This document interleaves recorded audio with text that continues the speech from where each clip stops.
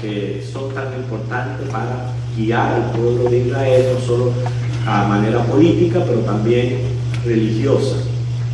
Y esto tiene que ver con este personaje de Melquisedec, y para no interrumpir la secuencia que nuestro hermano maestro está llevando a cabo, pues decidimos tratar este tema y aclarar muchas cosas. Bueno, vamos a comenzar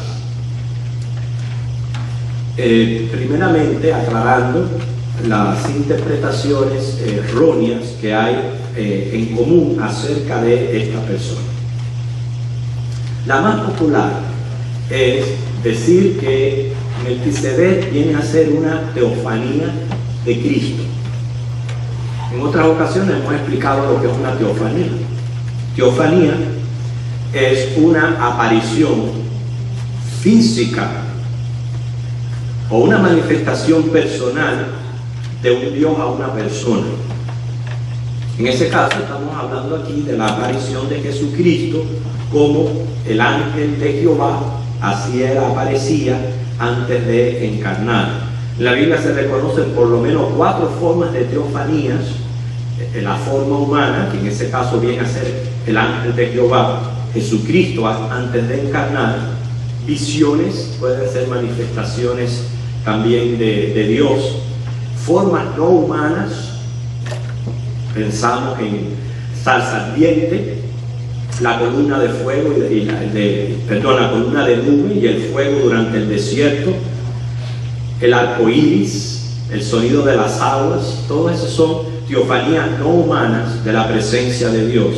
Inclusive hasta el nombre del Señor, es un nombre sagrado, representa su propia persona.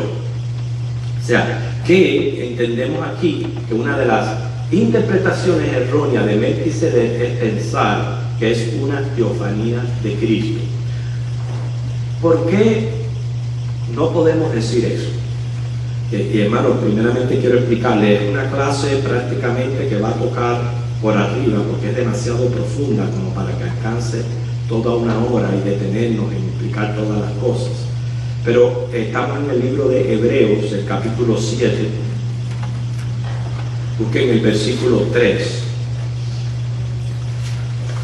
Hebreos 7:3.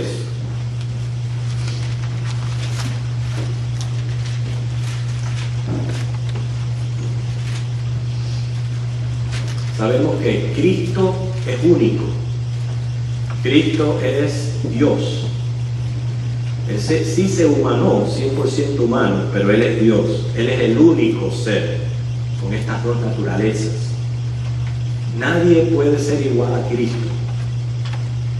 Y ese es nuestro esfuerzo de cada día ser semejante a Él, pero nunca igual. Ni lo somos, ni inclusive lo seremos cuando Él seamos glorificados. Ni aún así vamos a ser semejantes, iguales a Cristo. Siempre semejante, porque Él es único. Y en el versículo 3 del capítulo 7, fíjense, dice: sin padre, sin madre, sin genealogía, que ni tiene principio de días ni fin de vida, sino hecho semejante al Hijo de Dios, permanece sacerdote para siempre. Melquisedec, hecho semejante al Hijo de Dios. Si Melquisedec fuera una teofanía de Cristo, ¿cómo es posible que Cristo sea semejante a Cristo? ¿Verdad que no es lógico? No es lógico. Cristo es Cristo. Él no puede ser semejante a sí mismo, porque es completamente ilógico. Si Cristo además fuera Melquisedec, tuvo que haber tenido un motivo especial para encarnar.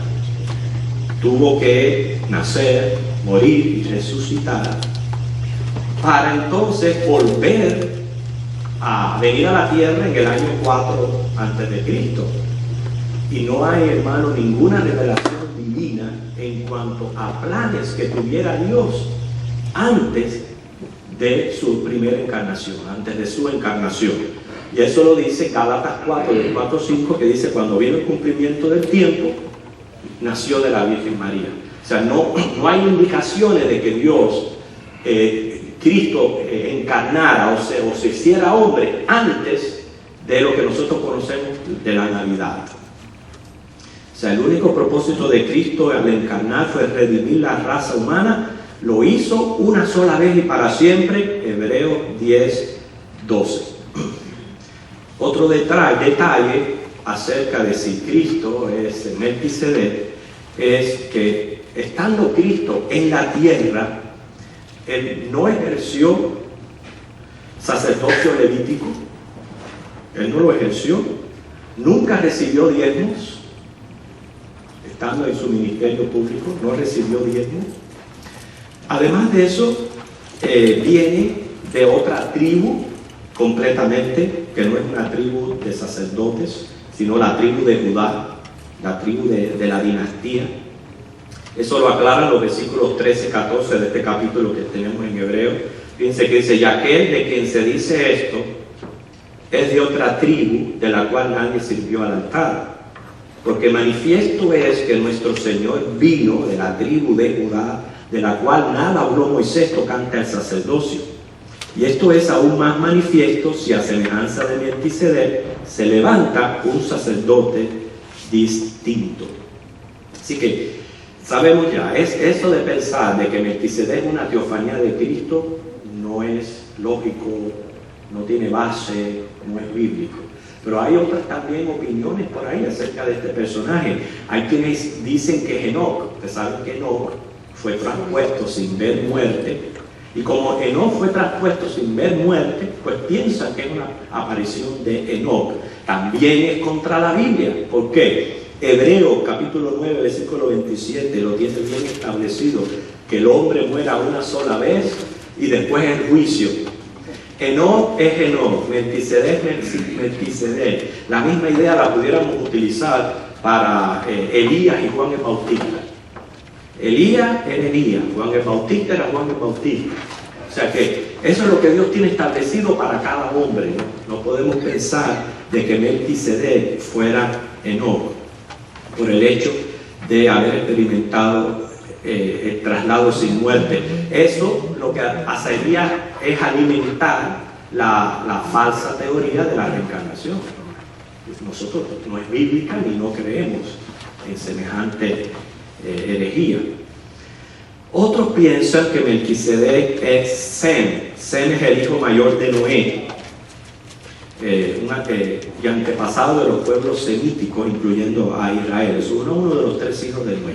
No quiero detenerme mucho en este detalle, pero hay suficiente documentación para afirmar que este hombre, Sem, vivía cuando ocurrió el encuentro entre Abraham y Melquisedec. No hay razón para cambiarle de nombre. Él era Sem y Melquisedec era Melquisedec. O sea, aquí yo tengo todo lo que pasa es que, hermano, no podemos detenernos en todos estos detalles. Toda la documentación, viendo los años según las genealogías, que nos dejan saber que Sem vivía cuando ocurrió el encuentro de Abraham con Melquisedec. Así que ni es una teofanía de Cristo, ni es Enoc, ni es Sem. ¿Quién es Melquisedec? Bueno, miren el versículo 4 del capítulo 7. Este viene a ser nuestro texto prácticamente para la clase de hoy. Considerad pues cuán grande era este, a quien aún Abraham el patriarca dio diezmos del botín. ¿Quién era Melquisedec? Si yo lo pudiera así responder rápidamente. Un gran hombre. Pero la grandeza de este hombre estaba en su tipología de Cristo. Esa era su grandeza. El hecho de ser usado como tipo de Cristo. El grande es Cristo. Pero como Melquisedec viene a ser tipo de él, y ahora lo vamos a ver a través de la clase. Por eso es que el texto en la Biblia dice: consideren cuán grande era este hombre, porque lo que se está resaltando es lo que es el sacerdocio. Primeramente, para conocer a Melquisedec, habría que ir a su fondo histórico.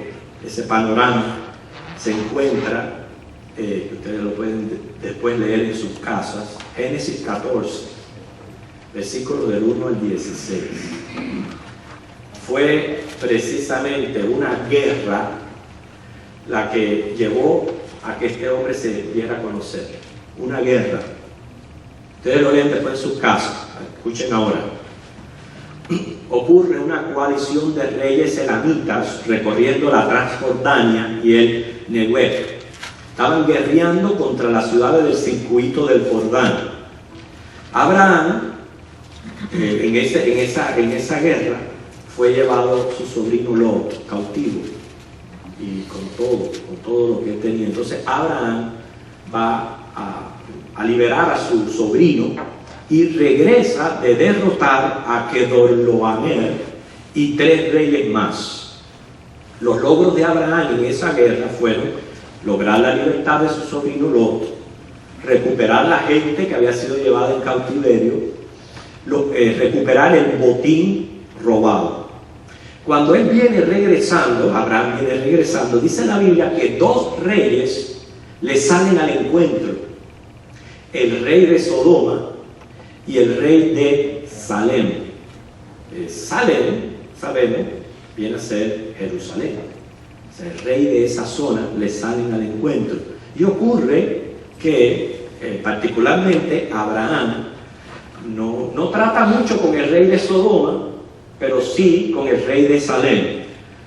Hace 2 cosas: le da diezmos y recibe la bendición sacerdotal de Melquisedec. Y como esto ocurre, es lo que hace que muchos se vislumbren en cuanto a este personaje. Pero nosotros tenemos que entender verdaderamente quién era él. Primeramente, en su oficio, Melquisedec era rey y sacerdote.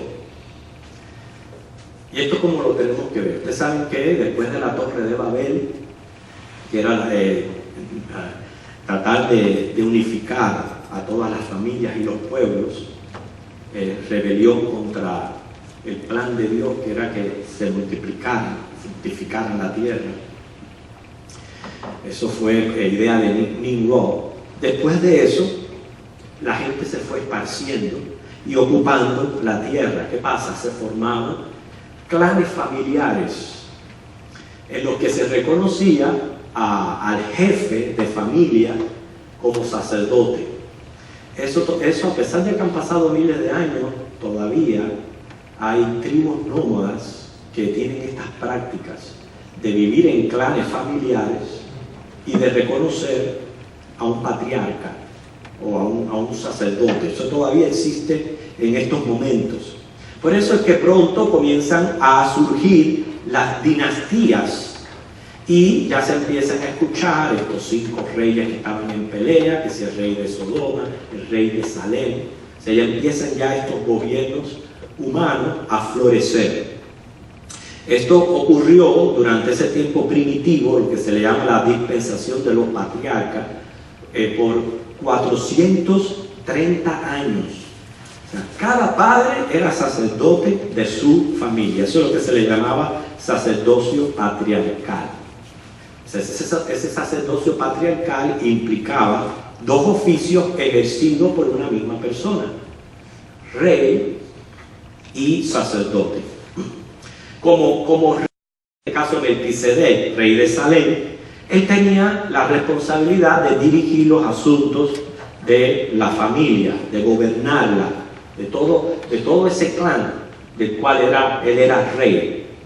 O sea, él era reconocido como cabeza, como patriarca, y él ejercía entonces su gobierno. Y como sacerdote tenía la responsabilidad de servir como guía espiritual e intercesor ante la familia. Por eso es que Melquisedec, entienden, era rey y sacerdote a la vez. Eso fue durante el tiempo patriarcal y era bastante común. Los años fueron pasando. Cuando la Biblia enfoca en lo que es la historia de Israel, ya vemos que son muy definidos lo que es el sacerdocio y el reinado. Son bastante definidos. El rey no podía ser sacerdote, ni un sacerdote podía ser rey. Por eso es que es tan peculiar que se mencione el hecho que Melquisedec estaba ejerciendo un sacerdocio patriarcal. Dos oficios en uno.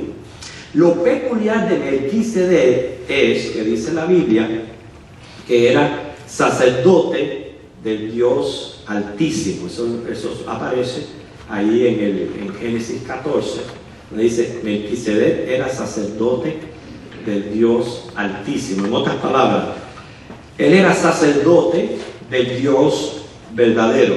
¿Por qué? Porque siempre han existido sacerdotes falsos. Como siempre han habido dioses falsos, han existido sacerdocios falsos. Inclusive, según el libro Curso de Formación Teológica Evangélica, la persona y la obra de Jesucristo, dice que el Antiguo Testamento no aplicaba a los sacerdotes falsos el mismo nombre que a los sacerdotes del Dios vivo, sino que les llamaba en plural Quemarín. Y Quemarín resulta en su significado negrura, tristeza. Por eso es que las vestimentas de ellos eran negras, eran oscuras, en comparación a las vestimentas blancas que ejercía el sacerdocio de Israel. Y en hebreo se utilizaba cohen, que en el griego es hiereus, para denotar al sacerdote que era del Dios viviente. Por eso ustedes vemos que muchas de la Iglesia Católica hoy día, donde se ejerce todavía el sacerdocio, muchos sacerdotes o curas visten con ropas negras. Nos están dando cuenta que eso es señal de falsedad. Pero no solamente la Iglesia Católica, la episcopal, ejerce el sacerdocio, hasta la satánica tiene sus sacerdotes. Y yo encontré un dato bastante curioso e interesante con relación a los mormones. Dicen que el sacerdocio de Melquisedec es uno de los dos sacerdocios que administra la religión mormona.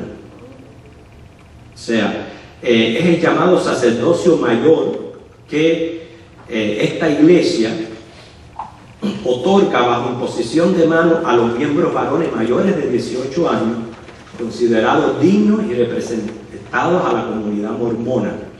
A los menores de 18 años o a los que recién están convertidos se le otorga el sacerdocio aarónico o levítico. Mira qué cosa tan aberrante es. Así que el sacerdocio de Melquisedec es el que según ellos se le impone por medio de la imposición de mano a los mayores de 18 años. O sea que la idea del sacerdocio es una idea que tiene que ver con muchas religiones. En este caso, Melquisedec, y esto es muy importante, a la hora de ver por qué Abraham le da los diezmos. Habían falsas religiones, falsos sacerdotes. Sin embargo, Melquisedec era uno de los pocos príncipes nativos que adoraba al verdadero Dios, al mismo a quien Abraham servía. Es interesante que cuando usted lee el relato histórico en Génesis 14, Abraham no quiere tratar mucho con el rey de Sodoma. Le paga nada más que el costo de lo que fue la guerra, pero no trata con él. Pero sí con Melquisedec. ¿Por qué? Porque no había yugo desigual. Se conocían en el sentido de que adoraban al mismo Dios verdadero. Tenían esa simpatía, es lo que queremos decir. Así que ya sabemos que la grandeza de este hombre es porque viene a ser tipo de Cristo. Entonces vamos a ver las consideraciones que llevan a las malas interpretaciones. Busquemos Génesis capítulo 14, versículo 18. Génesis 14, versículo 18.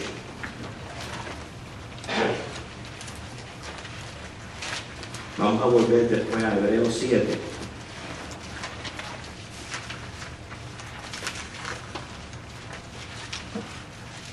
Entonces, Melquisedec, rey de Salem y sacerdote del Dios Altísimo, sacó pan y vino.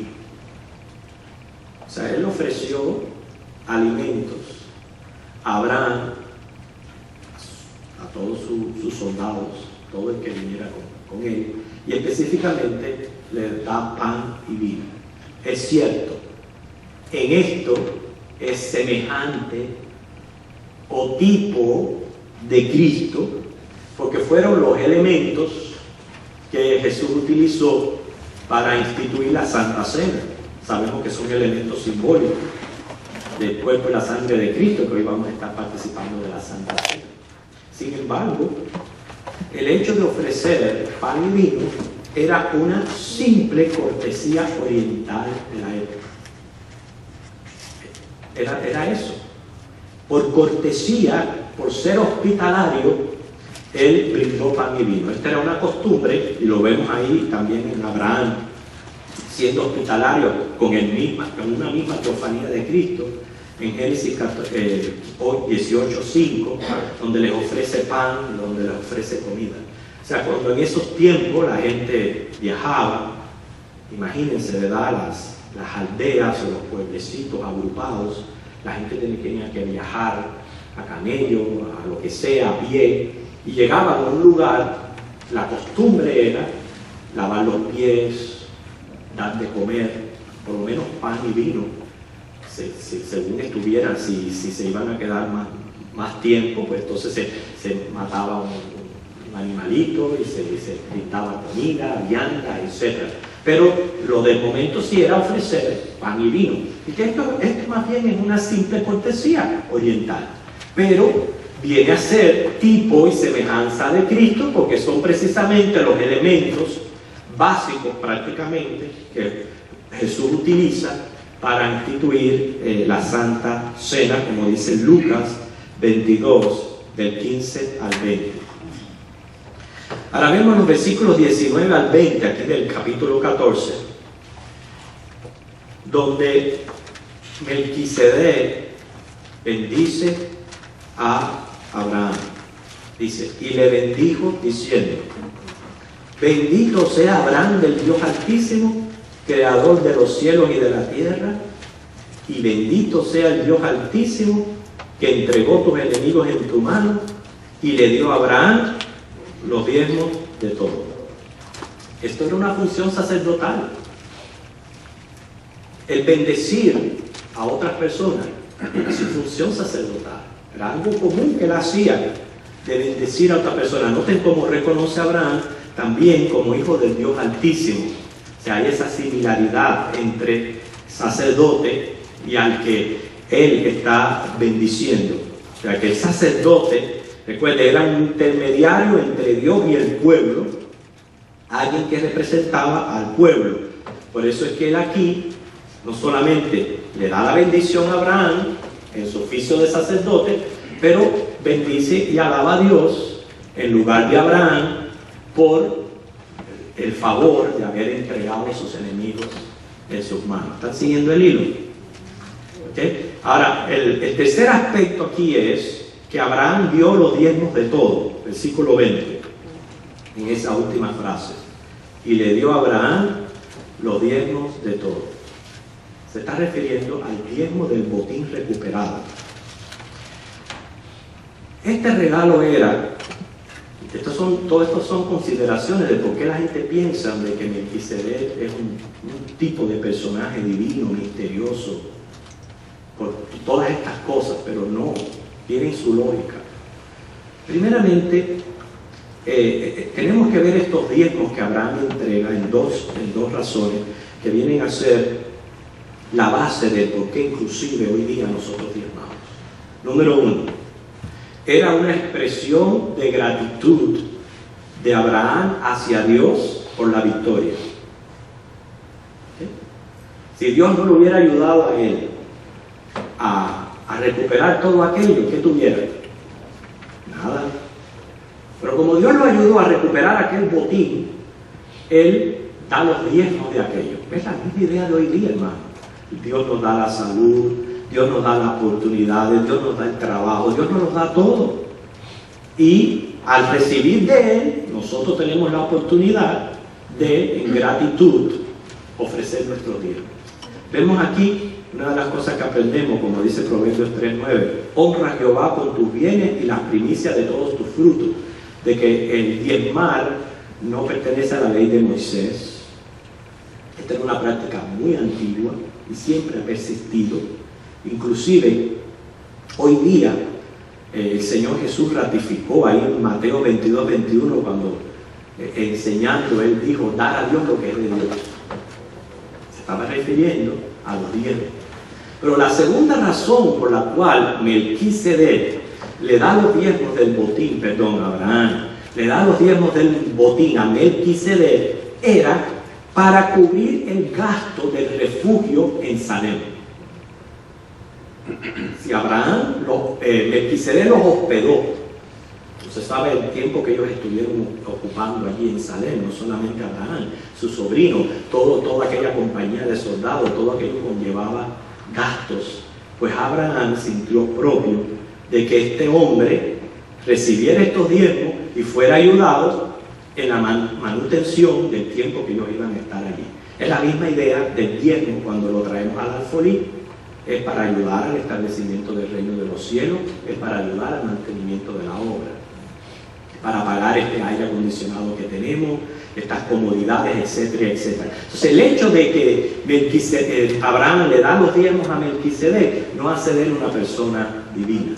Simplemente lo reconoce como sacerdote del Dios Altísimo, y entonces pasa a diezmar por estas dos razones. Ahora, el hecho que Melquisedec recibe los diezmos mostraba un sacerdocio más elevado que el de los levitas. Todo el capítulo 7 de Hebreo es simplemente mostrándonos a nosotros la necesidad de un nuevo sacerdocio. Esa es prácticamente la esencia del capítulo 7 de Hebreo. La necesidad de una nueva orden, un nuevo sacerdocio, porque el levítico sirvió por un tiempo, pero ahora necesitamos otro sacerdocio. ¿Por qué el de Melquisedec es mayor? Bueno, según Números 18, del 21 al 28, cuando el pueblo traía una ofrenda, la entregaba a un sacerdote. Luego, el sacerdote, según el versículo 28, la entregaba al sumo sacerdote. Sin embargo, Abraham fue directamente a Melquisedec y lo entregó. Por eso que es más grande el sacerdocio de Melquisedec. Volvemos entonces a Hebreos capítulo 7, porque en los primeros 3 versículos encontramos 6 consideraciones que confunden a las personas, haciéndoles pensar que es una persona sobrehumana. Hebreos 7, versículo del 1 al 3, dice: porque este Melquisedec, rey de Salem, sacerdote del Dios Altísimo, que salió a recibir a Abraham, que volvía de la derrota de los reyes, y le bendijo, a quien asimismo dio a Abraham los diezmos de todo, cuyo nombre significa primeramente Rey de Justicia y también Rey de Salem, esto es, Rey de Paz, sin padre, sin madre, sin genealogía, que ni tiene principio de día ni fin de vida, sino hecho semejante al Dios, permanece sacerdote para siempre. Aquí hay 6 consideraciones, por eso le decía, no, es un estudio muy profundo, pero no nos podemos detener mucho, para por lo menos tener el mensaje general y básico de lo que estamos tratando de estudiar. O sea, Melquisedec es semejante al Hijo de Dios. Ya dijimos, no puede ser Cristo, porque Cristo no puede ser semejante al Hijo de Dios, a Cristo. Cristo es Cristo. Ahora, lo que se quiere resaltar en estos versículos son títulos que pertenecen también al Mesías. Ahí tenemos 3 títulos del Mesías que se encuentran en Isaías 9:6, 11:5, 32:1, Jeremías 23:5 al 6. Rey de justicia, es decir, era un rey bueno, un rey que estaba haciendo bien su oficio, porque el rey es para procurar el bienestar de su pueblo, y él era un rey de justicia, rey de Salem. Esto es muy peculiar, porque en ese tiempo, en ese sacerdocio patriarcado, hubieran podido haber otros reyes de justicia. No quiere decir que Melquisedec haya sido el único, pero no todos eran rey de Salem, no todos eran rey de Jerusalén.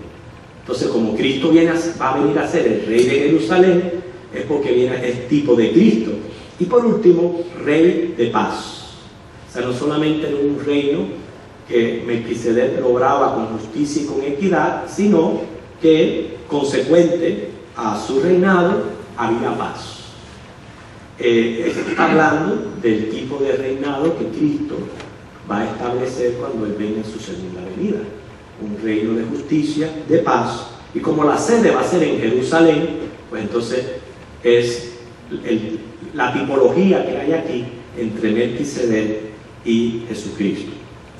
Ahora, hay que reconocer un detalle muy interesante. Juan 6:15, ustedes saben que, no lo busquen, es nada más que una referencia. Ustedes saben cuando Jesús alimentó a los miles, que inmediatamente el pueblo vino y quiso hacerle rey, y él se fue, porque no era su intención el venir a ocupar un puesto político aquí en los gobiernos de la tierra. Él es rey, pero no era su intención. Su intención como Mesías era venir a dar su vida.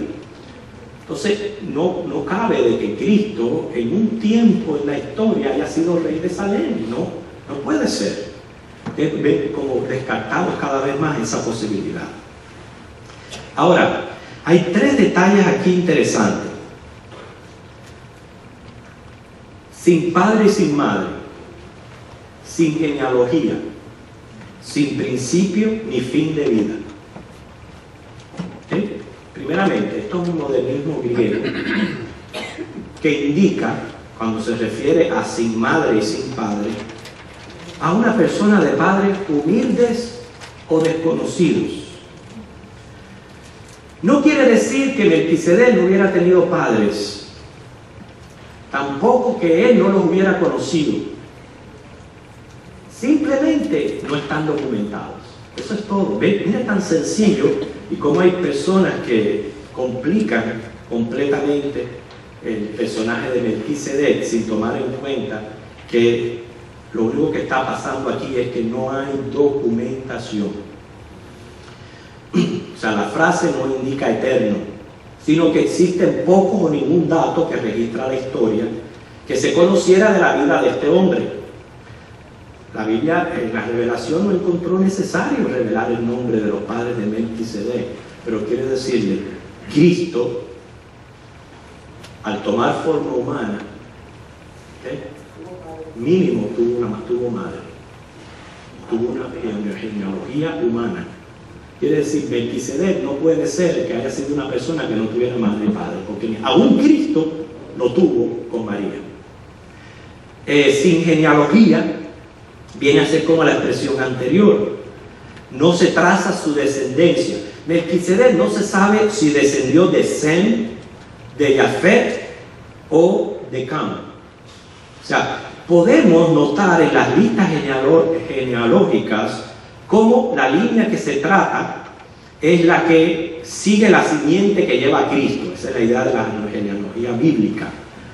Pero esto de sin genealogía, lo mismo se pudiera decir del patriarca Job.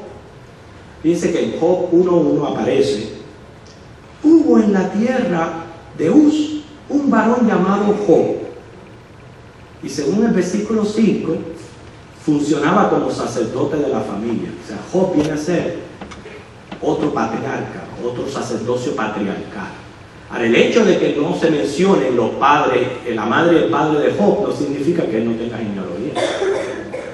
¿Entienden?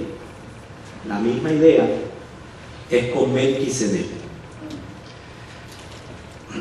Melquisedec no necesitaba trazar su genealogía como los levitas. Los levitas sí le era un requisito trazar su descendencia para poder probar de que podían ser sacerdotes.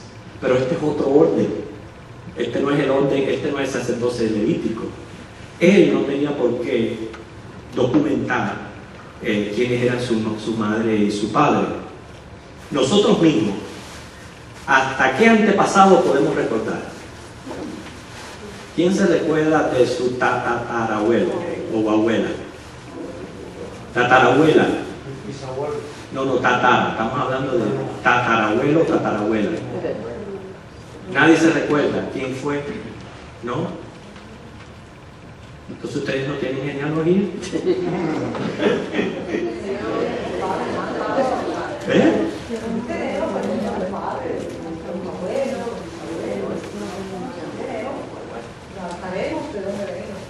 La misma idea de Melquisedec. Porque no es necesario por mencionarlo. No es necesario. Mira, el levita sí necesitaba trazar su descendencia y decir: yo vengo de la tribu de Leví, porque era un requisito para su sacerdocio. Pero es que Melquisedec es otro sacerdocio, es el sacerdocio patriarcal. No había documentación de sus padres y no era necesario retenerla, pero no quiere decir que no las tuviera. Cuando la próxima frase, sin principio ni fin de vida, es lo mismo. No está diciendo que es alfa y omega. No. Lo que está diciendo es: se desconoce la fecha de su nacimiento, la fecha de su muerte. Eso es todo lo que quiere decir esa frase. Todas las tres fases tienen que ver una con otra. ¿Okay? Ni se conoce su madre ni su padre. En otras palabras, no es que él no la conociera, no está documentado, esa es toda la idea, y no hay necesidad de documentarla. Sin genealogía, tampoco se sabe ni si vino de Sem, de Yafé o de Cam. Y ahora, sin principio y sin fin de vida, significa no se sabe ni cuándo murió ni cuándo nació. Así que esas tres frases todas tienen en común todo eso. En quinto lugar, Melquisedec fue hecho semejante al Hijo de Dios. Esta es toda la idea de por qué se hace tanto énfasis en Melquisedec. Melquisedec era un tipo de Cristo. Semejante significa que se parece a otra persona o cosa. Hay 7 semejanzas entre Melquisedec y Cristo. Primero, claro, hay toda una relación de versículos y referencias bíblicas que apoyan todas estas 7 semejanzas. Número 1, ambos eran hombres. 2, ambos eran sacerdote y rey al mismo tiempo. Recuerden, esto es importante. Ya en hebreo se está haciendo una comparación con el sacerdocio levítico.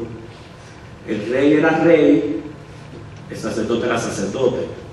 David no podía hacer función de sumo sacerdote, y el sumo sacerdote podía hacer función de rey.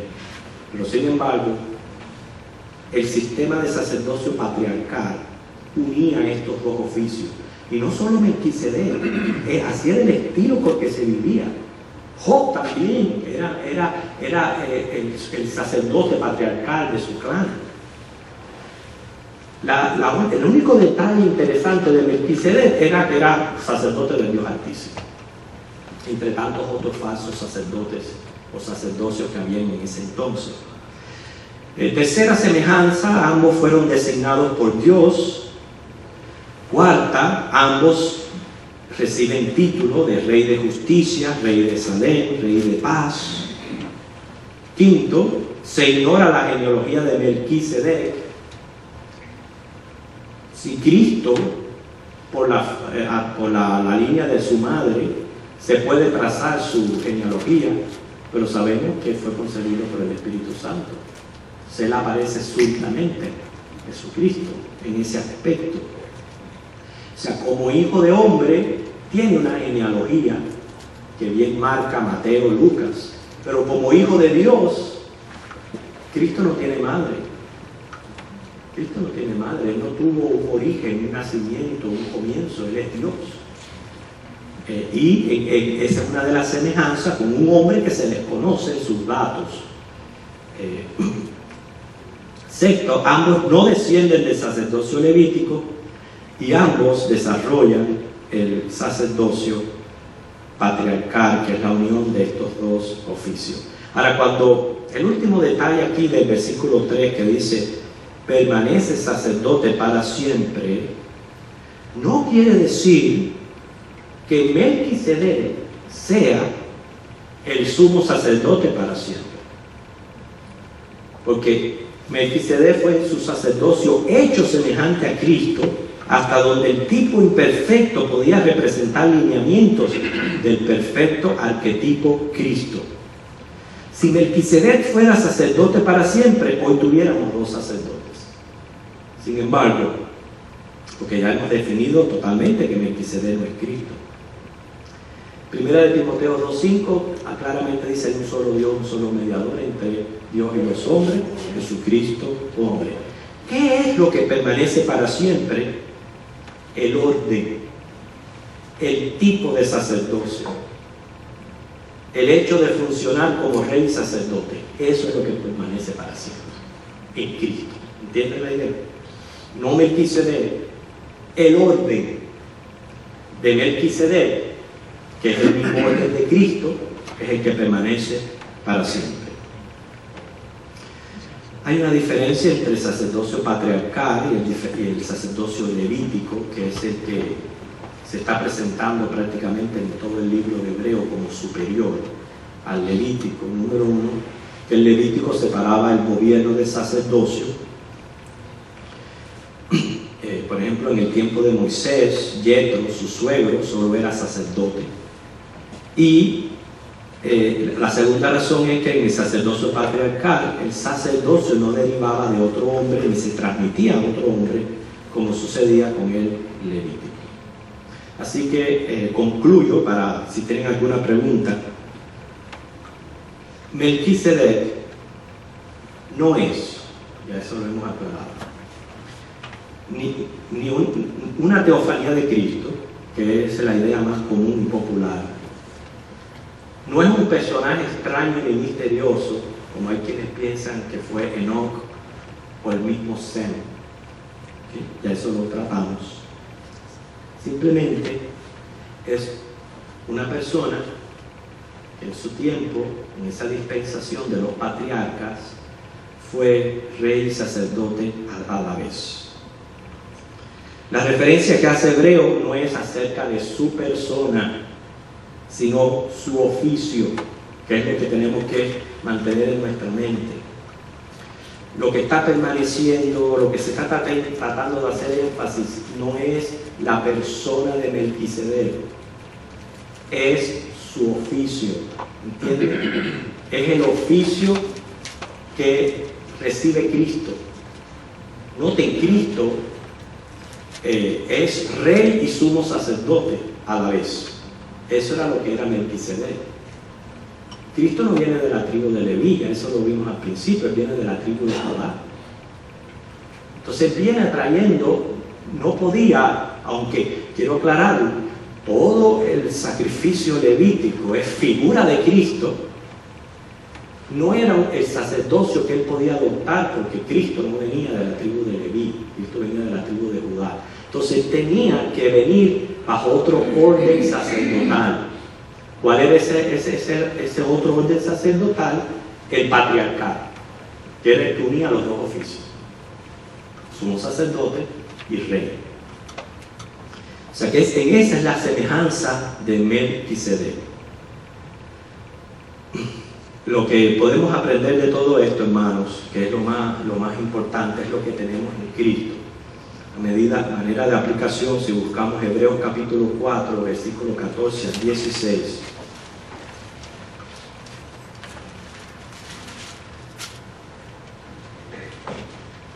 Que es la suficiencia que tenemos en Cristo. Por tanto, teniendo un gran sumo sacerdote que traspasó los cielos, Jesús, el Hijo de Dios, retengamos nuestra profesión. Porque no tenemos un sumo sacerdote que no pueda compadecerse de nuestras debilidades, sino uno que fue tentado en todo según nuestra semejanza, pero sin pecado. Acerquémonos pues confiadamente al trono de la gracia para alcanzar misericordia y hallar gracia para el oportuno socorro.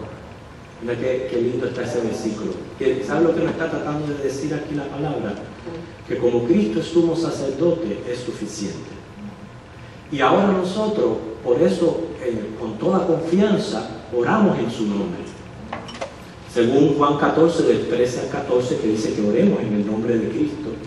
Dice, como dice, por medio de Cristo obtenemos socorro, la respuesta a nuestras oraciones. Qué importante es para nosotros que el Señor responda a nuestras oraciones.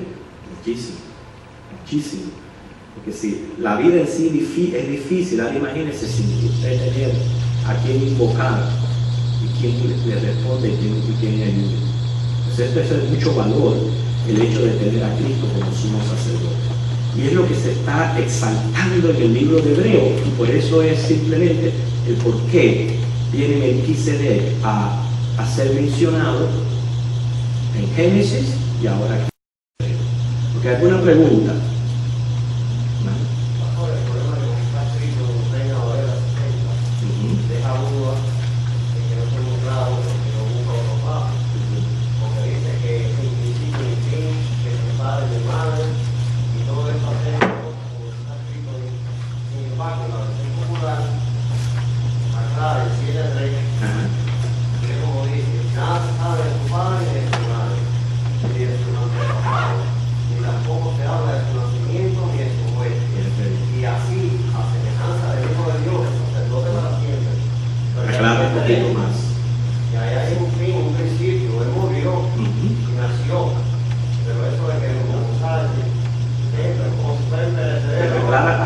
Muchísimo más lo que acabamos de decir, el significado de esas frases, sin padre, sin madre, sin genealogía, sin principio ni fin.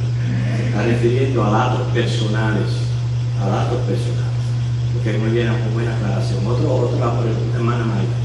Quiere decir que los sacerdotes entre los judíos hoy en día pueden chequear su genealogía porque vienen directamente de la tribu de Leví. ¿Ellos pueden probarlo o simplemente? Hay muchos que se han esforzado en hacerlo. Se ha escuchado también inclusive de personas que han falseado el trace de su línea genealógica. Es muy difícil responder esa pregunta, no estoy muy empapado de la costumbre de los judíos. Hermano Julio. Creo que la hermana se está confundiendo entre rabino y sacerdote. En estos momentos no hay sacerdocio judío porque no hay templo, no hay donde hacer sacrificios. Lo que existen son rabinos, maestros, no hay sacerdotes. Pero hay algunos de ellos que sí es importante trazar sus líneas genealógicas y saber hasta de qué tribu vienen. Y muchos de ellos lo mantienen. Yo me refería más a los que hacen las tradiciones religiosas, o sea que si ellos están tratando de decir yo puedo hacer esto porque desciendo de la línea de Leví, okay, eso era más bien lo que me refería. ¿Hay alguna otra pregunta con relación a la clase? Sí, Julio. Se puede decir que nosotros como cabezas de nuestro hogar estamos ejerciendo ese sacerdocio patriarcal. Ese es el que viene a implantar Cristo, que es el sacerdocio patriarcal, que es especialmente hombres siendo cabezas de sus familias, la responsabilidad de no solo gobernar sus casas, pero también ser guías espirituales. Ese nuevo sacerdocio está vigente en la vida de cada hogar. Y bueno, hermano. Si me permite, pastor, decía algo por ahí para dar una idea un poquito más clara para la persona que no entienda de cómo funciona esto. Y viene a mi mente el pensar en Noé. Pensar en Noé, que Noé fue el primer constructor y podríamos decir arquitecto. Pero si buscamos en Noé una genealogía de dónde estudió Noé, ¿quién puede decirlo dónde estudió Noé? Dios le dijo que haga el arca y él fue y lo hizo. Ahora, hoy por hoy, si yo quiero ser arquitecto, tengo que ir a la universidad, tengo que ir a la facultad y estudiar. Y si yo me presento a un trabajo para decir soy arquitecto, tengo que presentar mi certificado, decir, bueno, yo estudié en esta escuela, por eso soy arquitecto. esa es más o menos una idea de decir, ok, Melquisedec era sacerdote y dado el tiempo y en el tiempo que se estaba viviendo, ¿sí? Él era el patriarca de la familia, él era el rey, él era el sacerdote, pero luego los sacerdotes en el tiempo del éxodo del pueblo de Israel, para seguir la genealogía de decir quién es sacerdote, tiene que ser descendencia de Leví. Por eso es la diferencia, porque fue Dios quien le dice a Moisés: los únicos que pueden ministrar en lo que es el templo son los descendientes de Leví, y los sumos sacerdotes. Recuerden que una clase lo explicamos, estaban los levitas que ayudaban en el oficio del templo, y dentro de la tribu de Leví, los descendientes de Aarón, y los descendientes de Aarón eran los que ejercía el sacerdocio, no era cualquier levita. Eso fue establecido por Dios, lo contrario morían. Por eso que para ellos era muy importante decir: yo vengo de tal familia. No solamente por el hecho de decir yo quiero ser un sacerdote, es que si se ponían sin serlo, morían cuando tocaban cosas sagradas. Pero muy bueno su ejemplo en el sentido que Melquisedec lo que necesitaba era ser reconocido por su clan, por su familia. Él no tenía que probarle al rey de Sodoma, que es uno de los que se está mencionando ahí: no, mira mis credenciales para ser rey de Salem. No. El clan de Salem lo reconocía a él como el patriarca, y eso era todo lo que él necesitaba. Por eso usted no tenía que tener datos ni comprobarle a nadie absolutamente nada. Y esa es la idea que está presentando. ¿Alguna otra pregunta? Sí. No. El judío viene a tomar el nombre de judío cuando se dividen los reinos del norte y del sur. Viene a ser el reino de Israel y el reino de Judá. El reino de Israel, cuando fueron deportados, ellos pierden su identidad, porque quienes verdaderamente regresan manteniendo su nacionalidad es los que regresan de Babilonia, y entonces esos son los judíos, el reino de Judá, y por eso que ha venido a ser ahora el nombre popular de lo que vienen a ser los israelitas. ¿Bien? Okay. Si no hay ninguna otra pregunta, pero recuerden lo que llevamos en aplicación de la clase en nuestros corazones, el hecho de que tenemos en Cristo un sumo sacerdote, nos aclara mucho a entender de que Él es único, Él es suficiente. Melquisedec era semejante, pero no era Cristo. Así que el Señor les bendiga.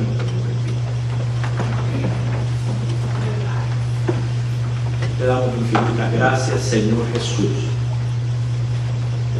porque nosotros los creyentes, los de tu familia, reconocemos que tú eres nuestro Rey y nuestro sumo sacerdote. Como Rey, ponemos nuestra vida en tus manos para que sea gobernada. Como sumo sacerdote, te tenemos como intercesor y mediador entre nosotros y Dios Padre. Gracias porque en ti encontramos nuestra suficiencia. En ti lo encontramos todo. El oportuno socorro cuando estamos necesitados, que solamente tenemos que orar en el nombre de ti. Eso es un favor y un beneficio que tiene tu pueblo, de la cual te damos gracias. Gracias por aclarar nuestros entendimientos, y ahora prepáranos para el culto de adoración. En Jesucristo lo pedimos.